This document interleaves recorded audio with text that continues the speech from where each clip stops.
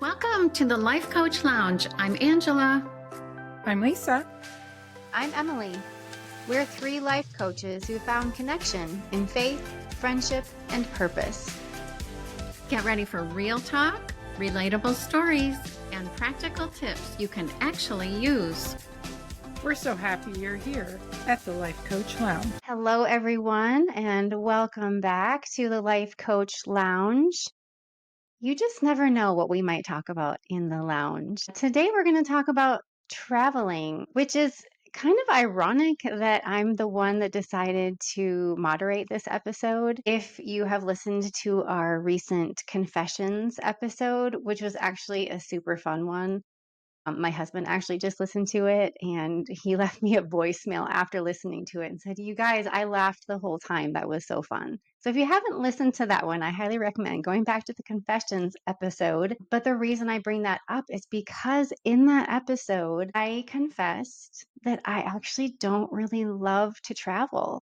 And as I thought about it some more, I realized that there are reasons behind that. I'm learning to like traveling more, but the main reason I think that I have avoided traveling is because I have experienced motion sickness for my whole life. We would go on family vacations with family friends, and I remember back when you didn't have to have seatbelts on, and we would be in the back of the station wagon laying down, me and my friend. And we had rainbow gummy worms for breakfast that morning. And after an hour or so in the car, let's just say it wasn't a good situation for me. But that's been since I was little. And as an adult, it took on the form of panic and anxiety. I have had altitude sickness really bad in the mountains of Colorado. Just grew to be more and more afraid of flying because it was just such an unpleasant experience. But thanks to homeopathy, which I also mentioned in one of our goal setting episodes, I feel that I am starting to be able to tolerate travel and motion better. If you have any inquiries about what I actually take for those remedies, please reach out. I'd be glad to send you all the links to the remedies that I take for that. So anyway, that's kind of why it's ironic that I'm like, let's talk about travel when it maybe isn't my favorite thing. Welcome, Angela and Lisa. I'm so glad to see you both again here in the lounge. Let's just dive right in. How about let's talk about the last trip that we took? Angela, do you want to get us started and let us know the last trip that you took and how that went?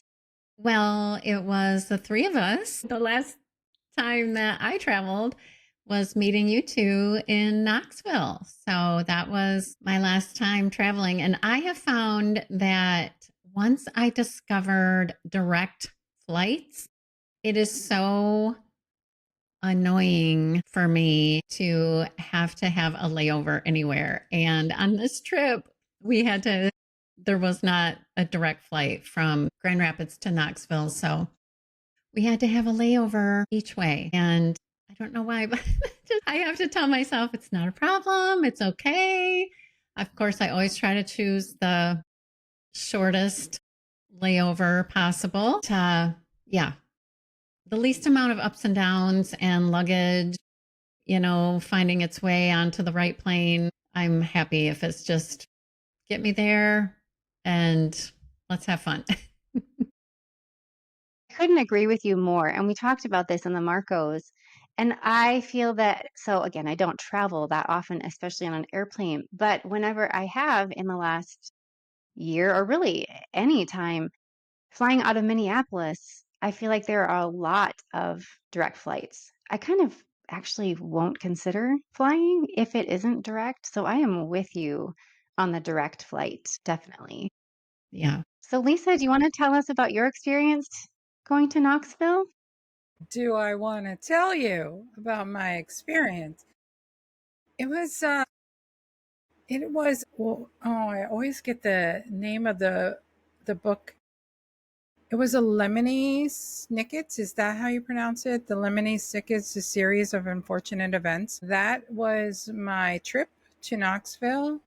It was one issue after another issue, which turned into roughly an 8+ hour delay day between weather issues, crew timing out, mechanical issues. I was supposed to get in time to have dinner with Angela and Jim, and instead I met Emily and Andrew, who were getting in at the right time, but they were getting in after midnight, and I met them at the check-in counter. So my flight to Knoxville was not the best.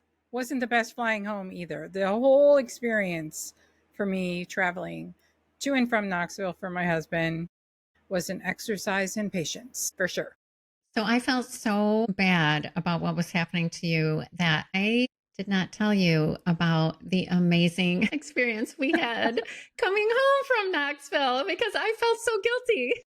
But Jim and I, whenever we travel, we, say a prayer for safety, but we also pray for a travel angel. And we started doing this forever ago when we adopted our son from Russia. We took 4 extra days in Paris. And we realized when we were in Paris that we had a travel angel. And so we nicknamed this person a travel angel. And we never know when the travel angel is going to show up or how it's going to work.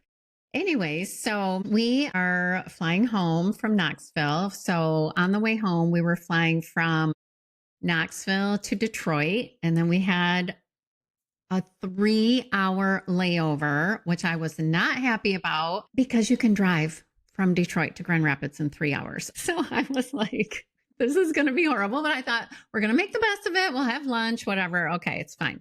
So 3-hour layover in Detroit and then just the short hop from Detroit to Grand Rapids. So anyway, so we land in Detroit and Jim, turns his phone on and he's like, oh, our flight to Grand Rapids is delayed. And I'm like, my word, of course, it's already 3 hours. Now it's going to be longer.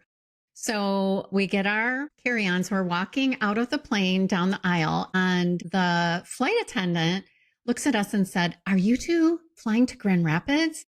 And we're like, yeah. And she goes, duck in here. I want to talk to you.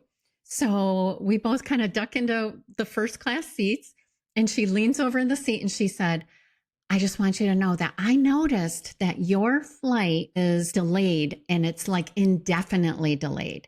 She said, but I want to tell you that when you get off the jetway, the very next counter, there is a flight that's boarding right now to Grand Rapids. Go to that counter and ask if they have 2 extra seats and if you can be put on that flight. And I'm thinking, oh my word, this is crazy. So we're like, okay. She goes, you didn't hear it from me. We're like, we got you. So we go up the jetway, we go to the counter and the guy's like, well, I'm boarding. He goes, yeah, there's extra seats. He said, but we're boarding. I have to help people. He said, so go to the manager. She's at that desk over there.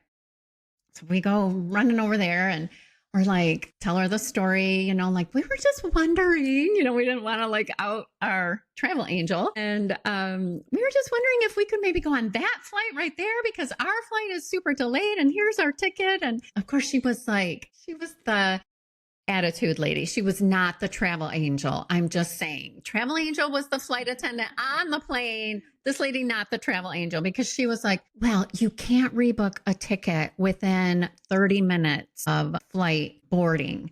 And then she's like, tappity, tappity, tap on her computer. And then she's like, okay, well, I see that there are seats, but one is in the back of the plane and one is in Comfort Plus, which is what we had paid for. And we're like, we don't care. Like, whatever 2 you have, we'll take them. And so she's like, tappity, tappity, tappity, tap. And then she's like, okay, well, I guess it'll update in your app and you're all good to go. And we're like, really? Like, that's it? Like, we're on? And then we said, so what about our luggage? Like, because our luggage is here and we're going there. And she was like, no. Your luggage is going to be on your original flight. You'll have to pick it up. So we kind of asked some questions about what we had to do to get our luggage, from Grand Rapids. It was going to be hours later. Of course, my brain's going crazy. Like, what's in my bag? Do I need it? All this stuff. So anyways, we walk across the airport to this desk. We show our thing. It updates literally within seconds of him scanning it. Jim and I are next to each other in Comfort Plus, and we're sitting on the plane waiting to take off. And Jim gets an alert on his phone that says, your bags have just been put on the plane. We land in Grand Rapids. Our bags come off the thing. We have our bags. We're in Grand Rapids hours before we were ever planned to be there. And we were like, travel angel. Jim looks at me as we're walking out of the Grand Rapids airport with our bags. He goes, well, today is just going great. What should we do next? And I said, buy a lottery ticket. We are buying a lottery ticket because this is the best thing ever. So I'm so he said that it went so bad for you because it couldn't have gone better for us, honestly. That is amazing. Okay, tip number 1 from the travel episode. Pray for safety and all the things and ask God to give you a travel angel. Amen. I had never thought about asking for a travel angel, but that is amazing. It was. Start praying for a travel angel now. I don't even have another trip planned, but I'm gonna start putting in a word. I'm gonna just There you go. Do it. have conversations. Yeah. I wonder, Lisa, though, if because the saga of you trying to deal with the airline and compensating you for all of the issues that you did endure, it may not be too late actually to ask God for a travel customer service angel to intervene. You never know. You never You know. never know. True.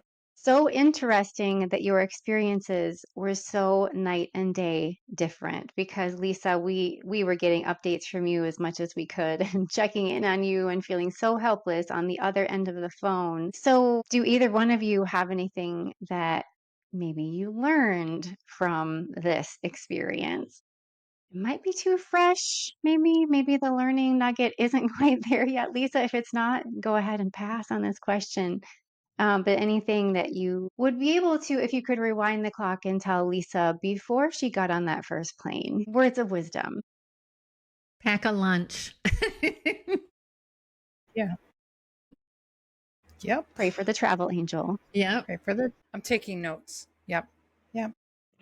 And interestingly enough, this is probably going to be one of your questions, Emily, but interestingly enough, my family is always a carry-on family. Always. Always. We are carry-on people. And this particular trip, I had some back issues. So I decided I don't just want, I need more things than I typically would take with me on a, 4-day trip. And so I decided I'm going to check a bag. And so when we checked in and we checked the bag, there was no charge. And so my husband was like, what? Because he was ready to be like, okay, well, we're going to pay for one bag. And so we were walking away from the counter. We might have been about 10 feet. And he's like, so if you didn't have to pay for a bag, does that mean my ticket? I don't have to pay for a bag? So we turned around and we went back to the counter and asked the question, and we checked both bags, even though his was a carry-on. So all this is happening. And I was thinking, my gosh, like, I just have what's in my backpack. I don't so this is no bueno. Like coming back, we were in the airport for, I kid you not, it was not even a half an hour. You get there with the recommended time to get through security, all the things. And we did that. We checked our bag. We went through security. We sat down and I get a text on my phone that says your flight has been delayed. And I literally had to read it 3 times because I'm like, this can't be a thing. Like, what is happening right now? And sure enough, it was canceled indefinitely for that day. They weren't going to put you on they could not put us on another plane. I won't get into it. It's a very, very, very long story. And I was thinking, I literally just gave my bags to that woman 20 something minutes ago. Like, where are they? I'm not spending the night here without my stuff. I was able to get my bags back before we had to check back into a hotel, but yeah, like I was nervous to not have my things. So, another travel tip when traveling, if you think you're going to check even your carry on, or it might get separated from you, put an extra change of underwear, maybe a pair of leggings or joggers or some like an extra something that packs really small in your backpack because you never know. Like the unexpected might happen and you're separated from your luggage and you're not going to your house where you're like, okay, well, I can just wait for it to show up tomorrow or the next day. I think So, your travel lunch and angel, underwear, lunch and underwear. lunch and underwear, those are good tips. I think your travel angel was with your bags the whole time, honestly, because with all Sure. of the delays and starts and delays and get on the plane, get off the plane. I was truly concerned for your luggage for you. And then even on the way home, the fact that you got to go home with your luggage that day, amazing. So I think maybe, okay, there's another tip. Travel angel for you in the airport, for your person like you, and travel angel for any bags that you may be checking to trust in the hands of the airport Yes. professionals. Yeah. Okay, so the carry-on, so the backpack. Let's talk about what do you put in that one bag, that one personal bag, whether it's a backpack, a purse, that bag that you have to put under the seat in front of you if you're flying. For me, I put all of our any medicines or homeopathic remedies, vitamins, all of those things that I know that I could not replace anywhere else and that I want to stay temperature controlled as well. I do put my makeup and the liquids, right? The one Ziploc bag that they so generously offer you to take all of your liquids in. I put that in my bag. I have a travel pillow, like a neck pillow, and obviously things like that I would find in my purse, like a wallet and your ID and all of those things. So, and snacks. I mean, airport food, even convenience food, is so ridiculously expensive that we put some snacks in there. So, what would you add to your little personal bag? Angela, what are your must haves in that I get to take with me on the plane bag? Charger for sure. Like, what happened to Lisa? I mean, you never know when you're going to get stranded. You need to charge. So this is a downfall for me, but I am a reader on the plane. Like Jim watches movies on the plane, but I'm a reader and I love my paper books. And so my personal bag always weighs like 800 pounds because I have my books and my journals and my pens and all the things that I want to do on the airplane. So my book, my journal, I have a little pouch that I fill with kind of like the airplane essentials, mints and, ibuprofen used to be ibuprofen. Now Emily's getting me away from that. Thank you very much. And You're so very uh, welcome. glass and tissues, just all the things that you might need when you're on a longer flight, especially. Wallet. Let's see. So this last time I almost always travel with my iPad and my phone, of course, but I had my iPad with me. I never even took it out of my bag the whole trip. So I think I need to really think about if I need to bring that, like what kind of a trip it is. And I do that more with my laptop, like if I'm going to be working or recording or anything when I'm away from home, like when we went to Florida earlier this year, Jim and I, that was more of a working trip for us. So I brought my laptop, but I think the iPad, I need to kind of be more discerning about whether to bring it or not. And then I use packing cubes. So I usually do have one small packing cube with like, just in case if I'm checking a bag, just in case that bag gets lost, I have one extra outfit, clean underwear, maybe a sweater or something, sweatshirt. Which is another thing. I always get chilly on airplanes. Like even if it's 1,000 degrees outside, like this last time it was in the 90s, and you get on the plane and you're just like thinking, I'm gonna croak on this thing. And then before you know it, you're chilled. So I almost always have a scarf or a jean jacket or a sweater or something with me. So, oh, and one more thing. Jim and I, we love to play cards. And I always travel with a deck of cards. And one time we did get stuck somewhere where we kept having delay, delay, delay. And we ended up playing cards for a long time. And it was so fun. So I always have a deck of cards in my personal bag. That's so fun. Lisa, what would you add? What did we miss for the must-haves in your little carry-on bag? Well, my bag has that little pouch that I shared on another episode that has like my traveling apothecary in it. So it has all of my must have essential oils. So, kind of like Emily has her homeopathy remedies, I have like eucalyptus and peppermint and things like that I know I can like put behind my ear if my ear is like, when the pressure changes, or my husband might feel a little nauseous or something like that. Unlike you two girls, who my thermostat runs incredibly hot. So I actually have a little tiny folding fan that goes in mine, which came in super handy when we were, okay, get on the plane. Okay, get off the plane. Okay, get back on the plane. Because you know what? There's no air conditioning on the plane unless the plane is actually moving. So that came in super handy, as well as my laptop came in handy because I could get some work and other things done when we were delayed. What else did I have in there that y'all haven't mentioned yet? Probably I travel with an empty water bottle. So, like, I don't buy water when we go through TSA. I just bring a smaller water bottle and then fill it up at one of the watering stations. So, I'll carry I carry that too. That's smart. I We think have I'm done going that to start before. doing that because they have those nice water fountain, water bottle filling things like right when you get through TSA. It's like right there. And I've seen people using those, and I'm always intrigued by that. And that's a great idea because, hello, $6 for a bottle of water? No, thank you. I know the prices are insane at the airport I for always sure. think too, like, if I am willing to drink this in front of you, do you really think that it's not water? Like, if I open this right now and I take several gulps, okay, all right.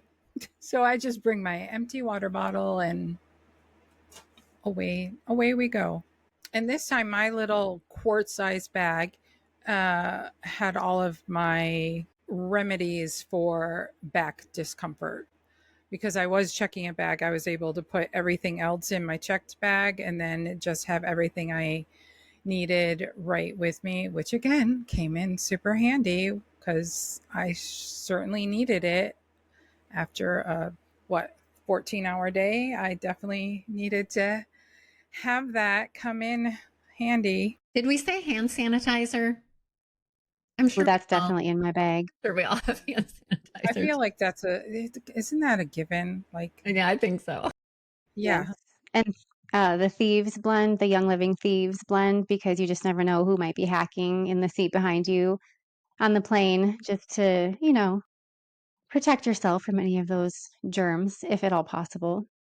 So we've been talking a lot about air travel. Do you prefer, I'll ask both of you this, do you prefer air, like flying, or a road trip? And how would you decide, depending on where you're going, to either fly or drive? Do you have a certain criteria for that? And then additional question, does packing look different for you if you're flying or if you're driving? I guess I'll answer that one first and then I'll ask both of you.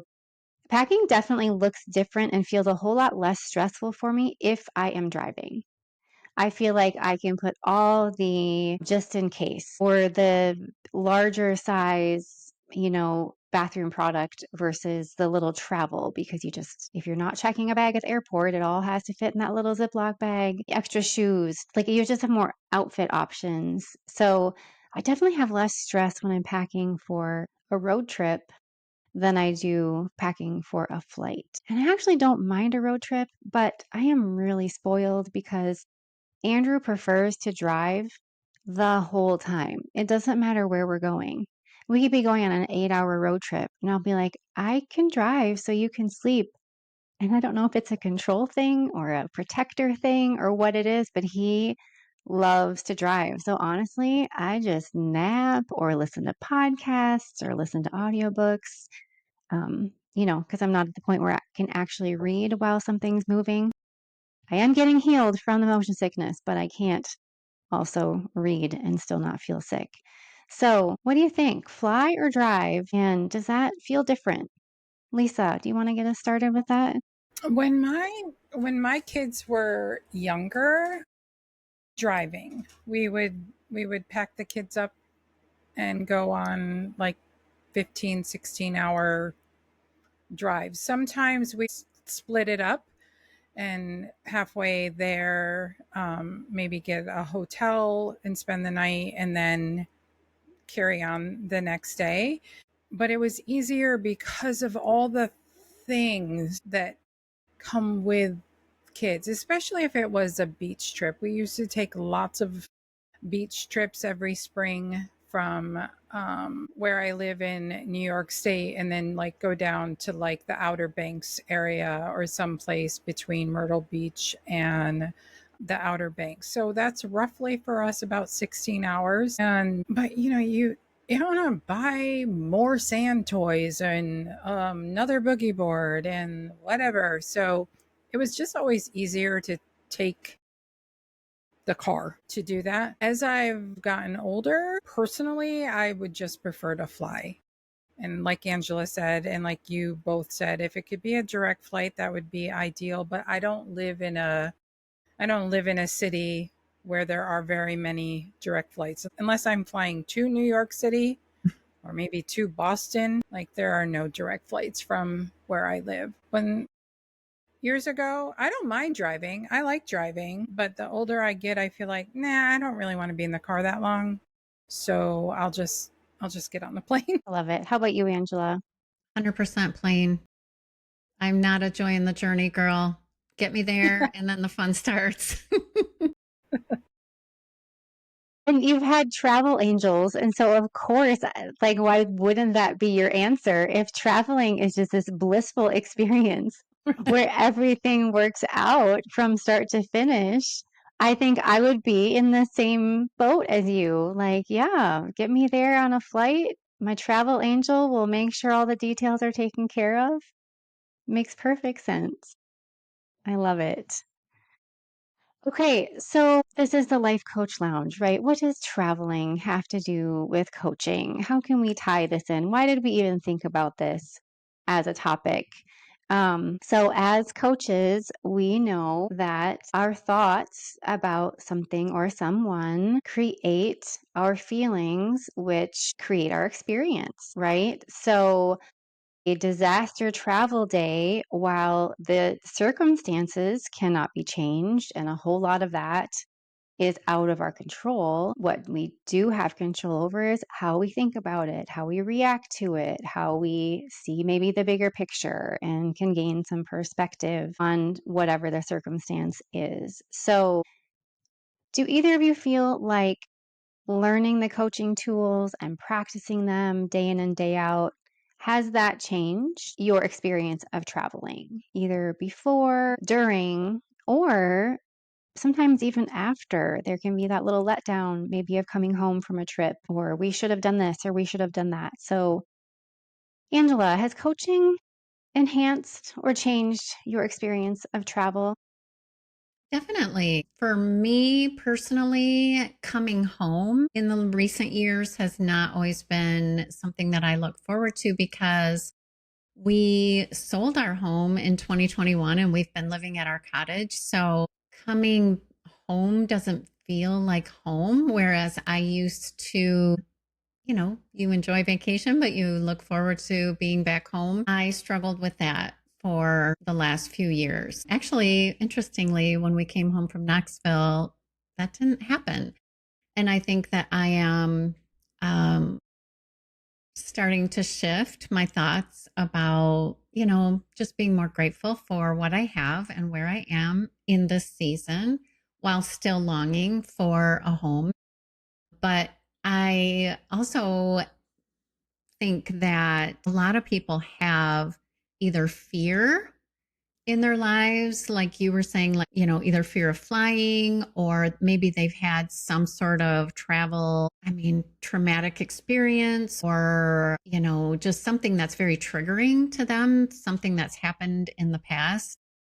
And it kind of creates an anxiety when they travel, or more fear when they travel, or blocks them even from traveling. They still have the desire to travel, but all of these fears stand in the way.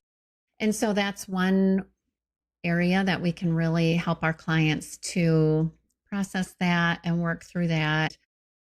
Just when you believe that somehow this is all happening for me, and you can rest in it and know that God is with you, your travel angel is with you, and it's all happening in God's time.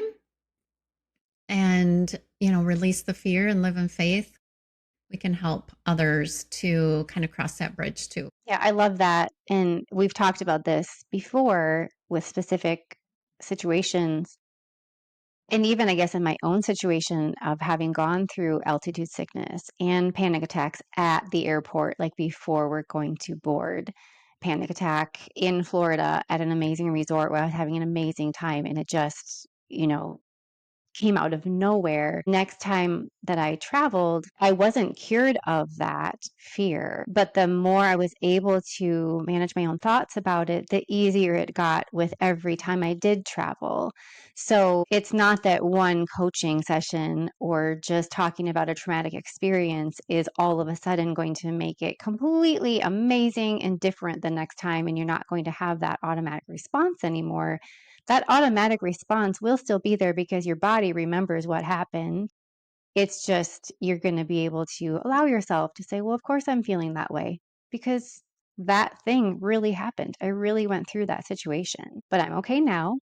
And this time is different. And it's just like learning that you can manage your thoughts around it, tells the fear to quiet down. And eventually you're able to automatically get in the right headspace and the right mindset for traveling, no matter what's happened in the past. So it's super powerful to have experienced it myself. And then as we help others in similar situations, just gain that agency over the situation simply by managing your mind around it. Yep. All right. Lisa, did you have anything to add about that, about the coaching and how it's transformed any of your traveling experiences? Well, transform the most recent one. Like, I am pretty sure that it was an entire coaching experience.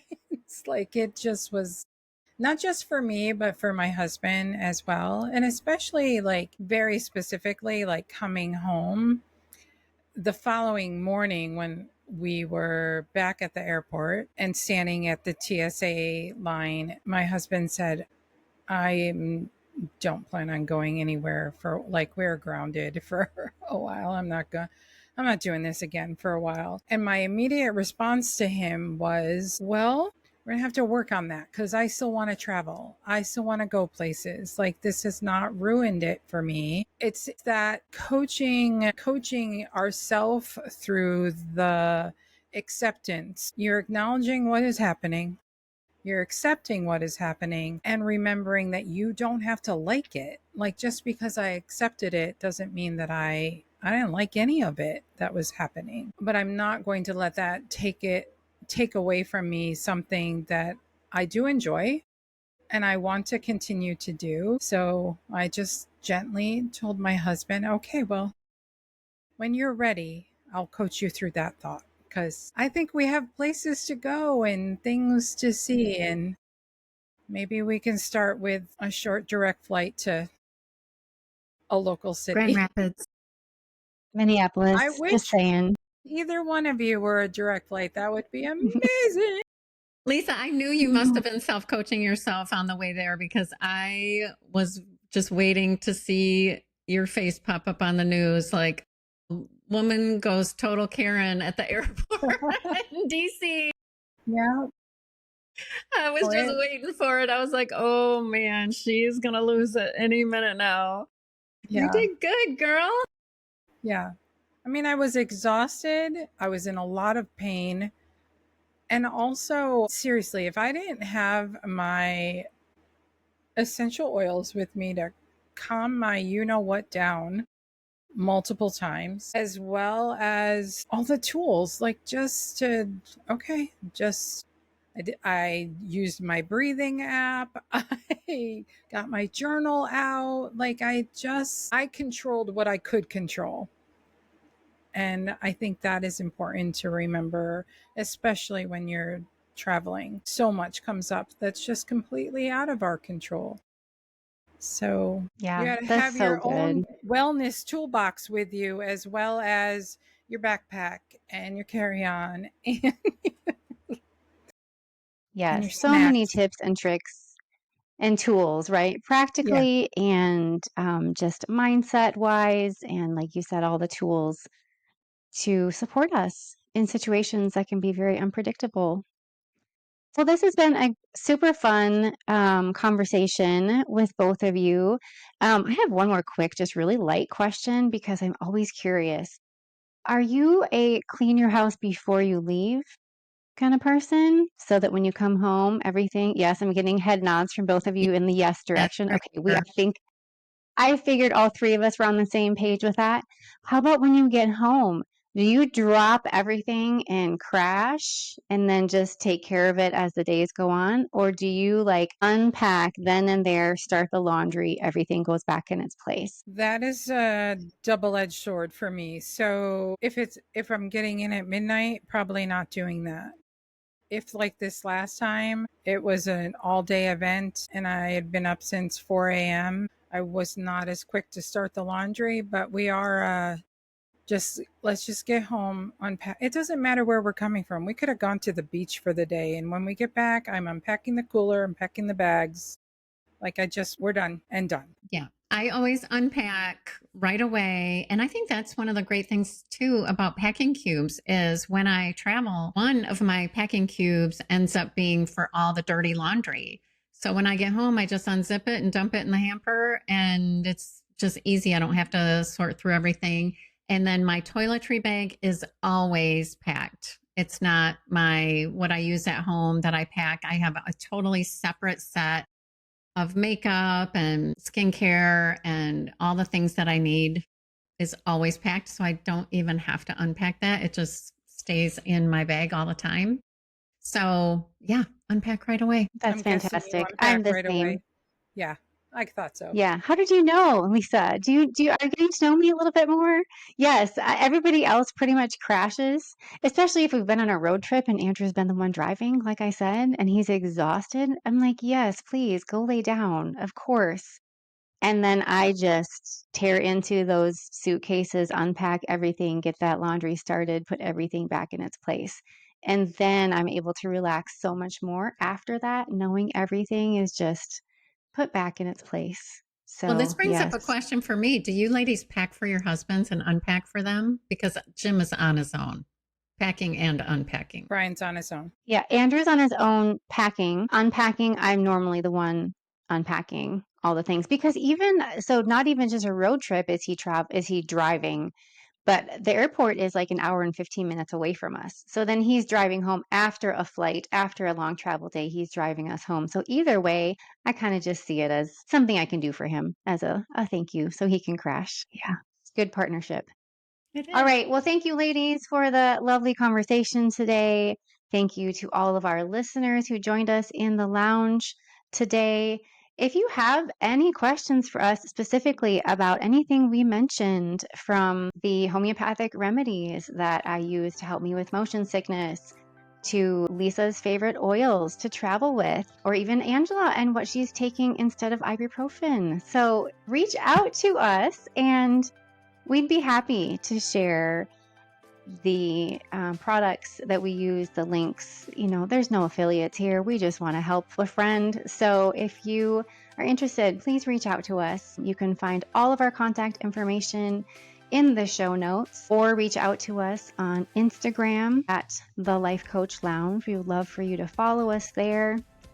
If something today resonated with you, we'd be honored if you would subscribe to our podcast so that you get all of our new episodes, which come out weekly. Or if you would be so kind and share this episode with a friend, that would be amazing too. So until next time, friends, we are so grateful to walk alongside you on this journey. And Angela and Lisa, always a pleasure to spend this time with you. And I will see you in the Marcos.